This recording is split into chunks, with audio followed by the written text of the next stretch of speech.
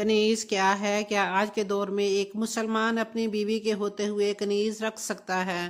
اور کیا اس کے ساتھ ہم بستری کرنے کے لیے نکاح کرنا ضروری ہے؟ لونڈی سے ہم بستری کرنا کیوں جائز ہے؟ لونڈی کسے کہتے ہیں؟ کیا آج کے دور میں لونڈی رکھی جا سکتی ہے اور اس سے ہم بستری کرنا کیوں جائز ہے؟ آپ صلی اللہ علیہ وآلہ وسلم کی کتنی لونڈیاں جانی باندیاں تھیں؟ آپ صلی اللہ علیہ وآلہ وسلم ان کے ساتھ کیسا سلوک روا رکھتے تھے؟ بسم اللہ الرحمن الرحیم۔ آپ صلی اللہ علیہ وآلہ وسلم کے جواز مطہرات کو قرآن مجید نے امہات المومنین یعنی اہل ایمان کی مائیں کہہ کر مخاطب کیا ہے۔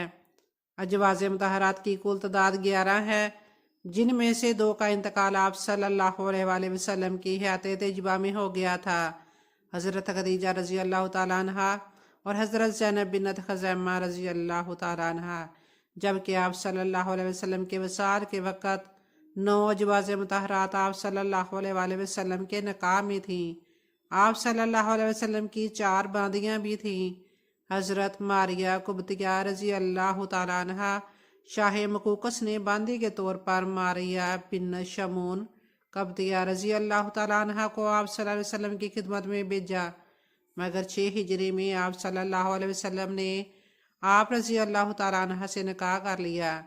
نکاح کے وقت سیدہ ماریہ رضی اللہ تعالیٰ عنہ کی عمر 20 سال اور آپ صلی اللہ علیہ وآلہ وسلم کی عمر مبارک 59 سال تھی۔ سیدہ ماریہ رضی اللہ تعالیٰ عنہ کے بطن سے آپ صلی اللہ علیہ وآلہ وسلم کے صاحبزادے حضرت ابراہیم رضی اللہ تعالیٰ عنہ پیدا ہوئے۔ آپ کا وصال 16 ہجری میں ہوا۔ کنیز ہونے کے باوجود حضور اقدس صلی اللہ علیہ وسلم ان کو پردہ میں رکھتے تھے اور ان کے لیے مدینہ طیبہ کے قریب مقام عالیہ میں آپ صلی اللہ علیہ وسلم نے ایک الگ گھر بنوا دیا تھا، جس میں یہ رہا کرتی تھی اور حضور علیہ السلام ان کے پاس تشریف لے جایا کرتے تھے۔ واقعی کا بیان ہے کہ حضور علیہ السلام کے بعد حضرت امیر المومنین حضرت ابوبکر صدیق رضی اللہ تعالیٰ عنہ اپنی زندگی بھر ان کے نان و نفقہ کا انتظام کرتے رہے، اور ان کے بعد حضرت امیر المومنین حضرت عمر فاروق رضی اللہ تعالیٰ عنہ یہ خدمت انجام دیتے رہے، جہاں تک کہ 15 یا 16 ہجری میں ان کی وفات ہو گئی، اور امیر المومنین حضرت عمر فاروق اعظم رضی اللہ تعالیٰ عنہ نے ان کی نماز جنازہ میں شرکت کے لیے خاص طور پر لوگوں کو جمع فرمایا اور خود ہی ان کی نماز جنازہ پڑھا کر ان کو جنت البقیع میں مدفون کیا۔ حضرت ریحانہ بن شمعون رضی اللہ تعالیٰ عنہ۔ سیدہ ریحانہ رضی اللہ تعالیٰ عنہ یہود کے خاندان بنو نذیر سے ہے۔ بعض مورخین نے آپ کا تعلق بنو قریظہ سے بتایا ہے۔ آپ رضی اللہ تعالیٰ عنہ کے والد شمعون بن زید رضی اللہ تعالیٰ عنہ تھے، جن کو شرف صحابیت حاصل ہے۔ حضرت ریحانہ رضی اللہ تعالیٰ عنہ کا نکاح پہلے بنو قریظہ کے حکم نامی شخص سے ہوا، پھر غزوہ بنو قریظہ کے بعد جن یہودیوں کو قتل کیا گیا تھا ان میں حکم بھی شامل تھا، اور ریحانہ رضی اللہ تعالیٰ عنہ کو جنگی قیدی کے طور پر مسلمانوں نے گرفتار کر لیا۔ آپ صلی اللہ علیہ وسلم نے انہیں حضرت ام المنذر بنت قیس رضی اللہ تعالیٰ عنہ کے گھر ٹھہرایا۔ ان کے قبول اسلام کے بعد وہ آپ صلی اللہ علیہ وسلم کے عقد میں آئیں۔ نکاح کے وقت آپ صلی اللہ علیہ وسلم کی عمر مبارک 59 سال تھی، جبکہ سیدہ ریحانہ رضی اللہ تعالیٰ عنہ کی عمر کا تعین کتب و سیر و تاریخ میں نہیں ملتا۔ آپ صلی اللہ علیہ وسلم نے ہی الوداع سے فارغ ہو کر واپس مدینہ منورہ تشریف لائے تو حضرت ریحانہ رضی اللہ تعالیٰ عنہ کا انتقال ہوا۔ آپ صلی اللہ علیہ وسلم نے خود نماز جنازہ پڑھائی اور حضرت ریحانہ رضی اللہ تعالیٰ عنہ جنت البقیع میں دفن ہوئی۔ حضرت خدیجہ الکبریٰ اور حضرت زینب بنت خزیمہ رضی اللہ تعالیٰ عنہ کے بعد یہ تیسری رفقہ حیات ہیں جن کا انتقال آپ صلی اللہ علیہ وسلم کی حیات مبارکہ میں ہوا۔ حضرت نفیسہ رضی اللہ تعالیٰ عنہ۔ حضرت نفیسہ اصل میں حضرت ام المومنین زینب بنت حجش کی باندی تھیں، اور کوئی بات حضور کو ناگوار گزری تھی۔ بعد میں اس کی تلافی کے موقع پر آپ کو انہوں نے حبہ کی تھی۔ چوتھی باندی صاحبہ، ان کے بارے میں مورخین نے لکھا ہے کہ ان کا نام اور احوال مستند اعتبار سے نہیں مل سکے۔ اکثر لوگوں کے ذہنوں میں یہ سوال گھومتا رہتا ہے کہ اسلام میں لونڈیوں کا کیا تصور ہے۔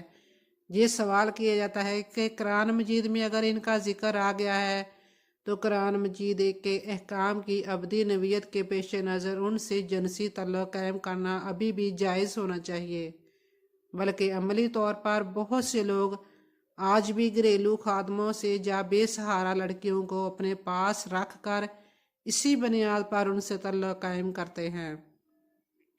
اس کے رد عمل میں بعض حلقوں کی طرف سے یہ استدلال پیش کیا جاتا ہے کہ لونڈیاں بھی منکوحہ بیویاں ہی ہیں۔ آئیے اس بارے میں تفصیل سے جاننے کے لیے قرآن و حدیث سے مدد لیتے ہیں۔ اس معاملے میں بنیادی مسئلہ یہ ہے کہ قرآن مجید میں اس حوالے سے بیان ہونے والے احکامات کی نوعیت کو درست طور پر سمجھا جاتا ہے، نہ بیان کیا جاتا ہے۔ ہمارے نزدیک قرآن مجید میں مرد و زن کے تعلق کے حوالے سے دو طرح کے احکام پائے جاتے ہیں۔ ایک احکام وہ ہیں جو نزول قرآن کے وقت رائج حالات کے پس منظر میں ہیں، دوسرے احکام وہ ہیں جو بطور ابدی شریعت کے دیے گئے ہیں۔ پہلی قسم کے احکام وہ ہیں جن میں اللہ تعالیٰ نے معاشرے میں لونڈیوں کی موجودگی کے باوجود ان سے جنسی تعلق قائم کرنے کی اجازت دی تھی۔ یہ ایک مسلمہ تاریخی حقیقت ہے کہ نزول قرآن کے وقت گھر گھر لونڈیاں موجود تھیں، مگر اس کے باوجود قرآن مجید جب نازل ہوا تو اس نے لوگوں کو میاں بیوی کا تعلق قائم کرنے سے نہیں روکا، اور اس حوالے سے کوئی قانونی ممانعت ہمیں نظر نہیں آئی۔ ان قرآنی بیانات کی مثالیں درج ذیل ہیں۔ مکی دور کی دو صورتیں سورۃ المعارج اور مومنون میں ارشاد ہوتا ہے، اور جو اپنی شرمگاہوں کی حفاظت کرتے ہیں مگر اپنی بیویوں سے یا کنیزوں سے جو ان کی مالک ہوتی ہیں کہ ان سے مباشرت کرنے سے انہیں ملامت نہیں، اور جو ان کے سوا اوروں کے طالب ہوں وہ اللہ کی مقرر کی ہوئی حد سے نکل جانے والے ہیں۔ آج کے دور میں ہم قرآن و سنت کو پڑھے اور دیکھے بغیر خود سے فتوے لگانے میں مشغول ہیں اور اسی بات کو درست سمجھتے ہیں جو ہمیں اچھی لگتی ہے۔ کنیز یا لونڈی کے بارے میں ہم میں سے اکثریت غلط فہمی کا شکار ہیں، جسے ہر کسی کو دور کر لینا چاہیے۔ نکاح اور ازدواجی تعلقات پر ایک مرد کو 4 آزاد عورتوں سے شادی کی اجازت ہے، لیکن کنیزوں کی تعداد مخصوص نہیں۔ اس کے پاس جتنی بھی کنیزیں ہیں وہ ان سب سے ازدواجی تعلقات بغیر نکاح کیے رکھ سکتا ہے، جیسا کہ قرآن مجید میں ارشاد ہے۔ اسی طرح سورہ نساء میں اللہ پاک فرماتا ہے، اور اگر تمہیں اندیشہ ہو کہ تم یتیم لڑکیوں کے بارے میں انصاف نہ کر سکو گے تو ان عورتوں سے نکاح کرو جو تمہارے لیے پسندیدہ اور حلال ہوں، 2 2 اور 3 3 اور 4 4، مگر یہ اجازت بشرط عدل ہے۔ پھر اگر تمہیں اندیشہ ہو کہ تم زائد بیویوں میں عدل نہیں کر سکو گے تو صرف ایک ہی عورت سے نکاح کرو، یا وہ کنیزیں جو شرعاً تمہاری ملکیت میں آئی ہوں۔ یہ بات اس سے قریب تر ہے کہ تم سے کسی پر ظلم نہ ہو۔ اس آیت مبارکہ سے ثابت ہوا کہ 4 شادیوں کی اجازت اسی صورت میں ہے کہ اگر تم ان سب میں انصاف رکھ سکو، ورنہ ایک شادی کرو، اور اگر تمہارے پاس کنیز ہے تو پھر ظلم اور ان میں انصاف کا اندیشہ نہیں ہے۔ کنیز کے جائز ہونے کے حوالے سے ایک اور آیت مبارکہ کا ترجمہ ہے، اے نبی، بے شک ہم نے آپ کے لیے آپ کی وہ بیویاں حلال فرما دی ہیں جن کا مہر آپ نے ادا فرما دیا ہے، اور ان عورتوں کو جو بھی احکام الہی کے مطابق آپ کی مملوک ہیں جو اللہ نے آپ کو مال غنیمت میں عطا فرمائی ہیں۔ اس سے ثابت ہوا کہ مسلمانوں کے لیے کنیز اور بیوی کے علاوہ تمام عورتیں ناجائز ہیں۔ مذکورہ والا تمام آیت سے کنیز کے ساتھ بغیر نکاح کے ازدواجی تعلقات کا جائز ہونا ثابت ہے۔ اب ہم بات کرتے ہیں کنیز اور اس کے نکاح کی۔ اللہ تعالیٰ نے سورہ نور میں فرمایا، اور تم اپنے مردوں اور عورتوں میں سے ان کا نکاح کر دیا کرو جو عمر نکاح کے باوجود بغیر ازدواجی زندگی کے رہ رہے ہوں، اور اپنے باصلاحیت غلاموں اور باندیوں کا بھی نکاح کر دیا کرو، اگر وہ محتاج ہوں گے تو اللہ اپنے فضل سے انہیں غنی کر دے گا، اور اللہ بڑی وسعت والا، بڑے علم والا ہے۔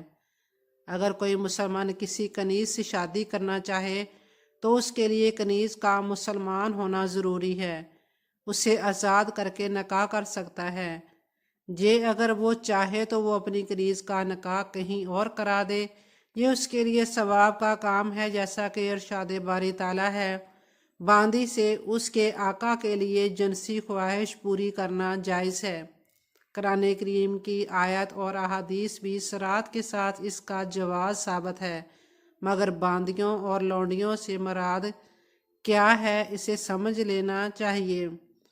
باندیوں سے مراد وہ آزاد عورتیں نہیں ہیں جن کو عیاش طبقہ نے بطور داشتہ رکھا ہو، اور آزاد عورتیں جن کی خرید و فروخت ہوتی ہے وہ بھی اس سے مراد نہیں ہیں، اور جس طبقے کو زور آور اور جاور طبقہ نے محض طاقت اور قوت کے بل بوتے پر غلامی کے جنزیروں میں جکڑ رکھا ہو، وہ بھی مراد نہیں ہیں۔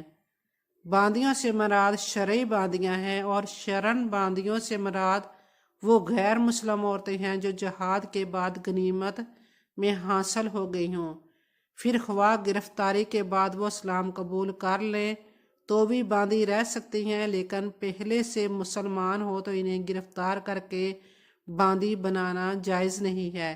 ان گرفتار عورتوں کو یا تو مفت میں رہا کر دیا جاتا ہے، یا معاوضہ لے کر چھوڑ دیا جاتا ہے، یا ان کے بدلے مسلمان قیدیوں کو دشمن کی قید سے چھڑا دیا جاتا ہے۔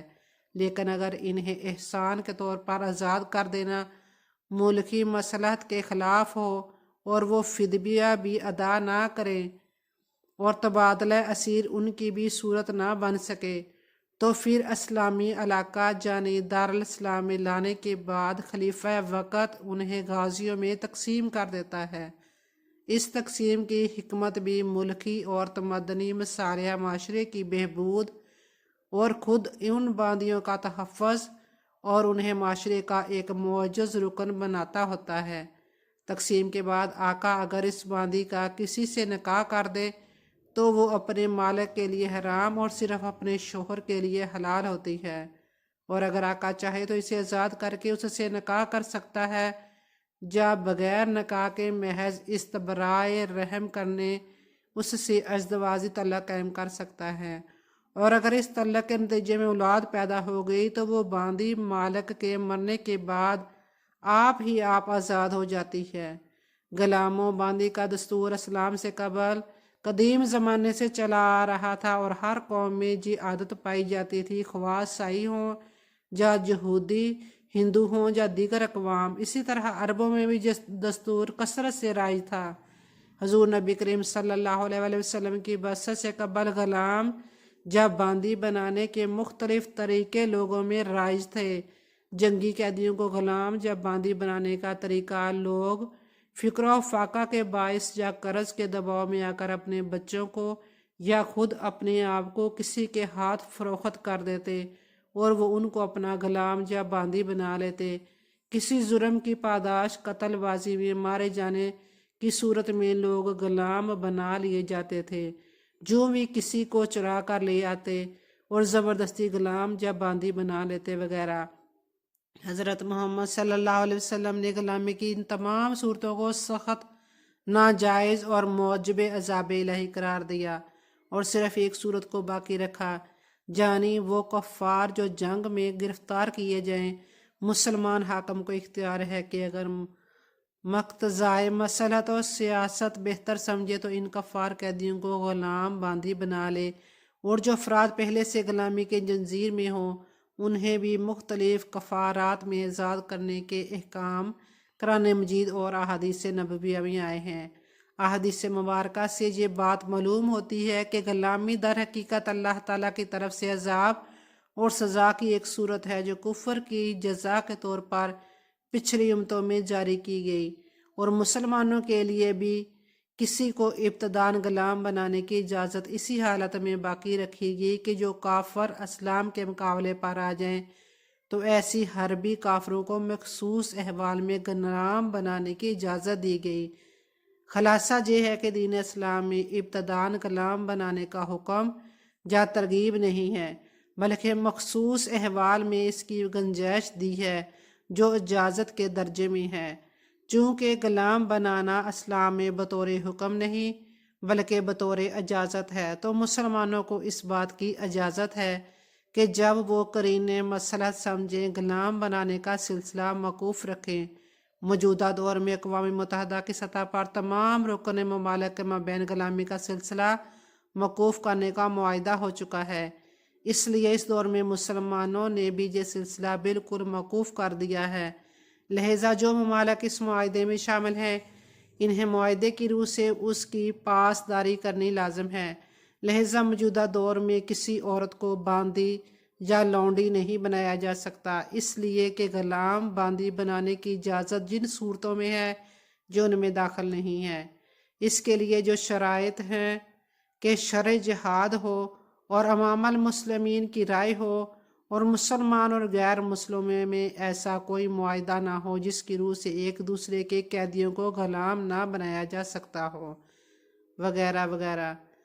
موجودہ دور میں یہ شرائط مکمل نہیں ہیں، اس لیے کسی عورت کو باندی بنانا جائز نہیں ہے۔ کنیز یا لونڈی اس عورت کو کہا جاتا ہے جسے مجاہدین میدان جہاد سے قید کر کے لائیں، پھر اسے دیگر مال غنیمت کی طرح امیر جہاد مجاہدین میں تقسیم کر دیتا ہے، یا پھر اسے احسان آزاد کر دیتا ہے، یا پھر فدیہ لے کر اسے چھوڑ دیتا ہے۔ اگر ان عورتوں کو مال غنیمت کی طرح مجاہدین میں تقسیم کر دیا جائے تو جس مجاہد کے حصے میں جو عورت آئے گی وہ اس کی لونڈی ہوگی، اور بغیر نکاح کیے وہ اس سے ازدواجی تعلقات قائم کر سکتا ہے، لیکن ایسے تعلقات استوار کرنے سے قبل استبراء رحم ضروری ہے۔ لہٰذا اگر وہ لونڈی حاملہ ہے تو اسے وضع حمل تک نہیں چھوا جا سکتا، اور پھر نفاس سے فارغ ہو کر جب وہ غسل کر لے تو یہ اس کے ساتھ تعلقات قائم کر سکتا ہے، اور اگر وہ حاملہ نہیں ہے تو پھر بھی حیض کے آنے کا انتظار کیا جائے، اور حیض کے اختتام پر جب وہ غسل کر لے تو اس سے ازدواجی تعلقات قائم کیے جا سکتے ہیں۔ اللہ تعالیٰ نے قرآن مجید فرقان حمید میں صرف 2 قسم کی عورتوں کے ساتھ یہ معاملہ کرنے کی اجازت دی ہے، ایک تو وہ جن جو اس کی منکوحہ ہے اور دوسری لونڈی۔ آج کے دور میں کنیز یا لونڈی کا کلچر موجود ہی نہیں ہے۔ یہ صورت اس وقت ہو سکتی ہے جب اسلام اور کفار کے درمیان اس قسم کی جنگیں لڑی جائیں، جیسے آپ صلی اللہ علیہ وآلہ وسلم کے زمانہ حیات میں لڑی گئی تھیں۔ پھر ان جنگوں میں کفار کی عورتیں اور مرد قیدی بن کر آئے اور یہ مجاہدین اسلام میں بطور غنیمت تقسیم ہوں۔ پھر اگر وہ چاہیں تو ان لونڈیوں اور کنیزوں کے ساتھ تعلقات قائم کر سکتے ہیں۔ دوسرا یہ کہ آج کے دور میں جو اغوا کر کے یا آزاد انسانوں کی خرید و فروخت ہوتی ہے یہ حرام ہے، اسلام نے اسے منع فرمایا ہے۔ یہ لونڈی اور کنیز کے زمرے میں نہیں آتے ہیں۔ لونڈی اور کنیز صرف دشمنان اسلام سے جنگ کی صورت میں قیدی بن کر آنے والی عورتیں ہو سکتی ہیں، دوسرا کوئی اور طریقہ اور راستہ نہیں ہے۔ ماضی کے مسلمان حکمرانوں کی جنہوں نے کنیزوں سے حرم بھر لیے اور سب کچھ بھول کر عیاشی میں گم ہو گئے، سب حکمران ایک جیسے نہیں تھے۔ سلطان صلاح الدین ایوبی اور نور الدین زنگی جیسے کئی حکمران ہیں جنہوں نے حرم رکھا ہی نہیں اور صرف ایک شادی کی۔ عثمانی سلاطین میں حرم کا نظام موجود تھا، ہم یہ نہیں کہہ سکتے کہ یہ گناہ کا کام تھا۔ عثمانی سلاطین پھر بھی عیش و عشرت کا شکار نہیں ہوئے، سوائے چند ایک کے، ان میں سے اس حوالے سے قوانین موجود تھے۔ کچھ مغل حکمران بھی عیش کا شکار رہے، جو کہ زوال کی ایک وجہ ہے۔ ان کو روز نئی کنیز کی طلب ہوتی، لیکن اگر ہر کام کو اعتدال میں رہ کر کیا جائے تو نقصانات سے بچا جا سکتا ہے۔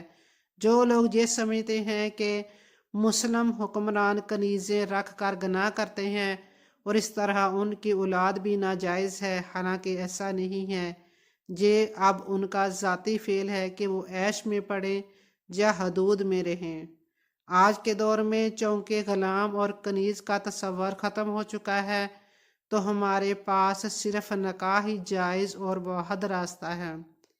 یا اللہ ہمیں دین کی طرف سے ہی سمجھ عطا فرما اور سیدھے راستے کی طرف ہماری رہنمائی فرما۔ آمین ثم آمین۔